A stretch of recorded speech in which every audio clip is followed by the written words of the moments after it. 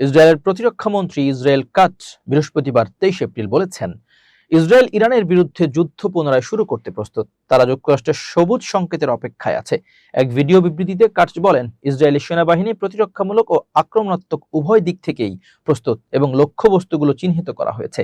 তিনি আরো বলেন, আমরা যুক্তরাষ্ট্রের সবুজ সংকেতের অপেক্ষায় আছি, প্রথমত খামেনি বংশধারাকে সম্পূর্ণভাবে নির্মূল করার জন্য এবং পাশাপাশি ইরানকে অন্ধকার যুগ ও পাথর যুগে ফিরিয়ে নিতে তাদের গুরুত্বপূর্ণ জ্বালানি ও বিদ্যুৎ অবকাঠামো ধ্বংস করার মাধ্যমে তাদের জাতীয় অর্থনৈতিক কাঠামো ভেঙে ফেলার জন্য।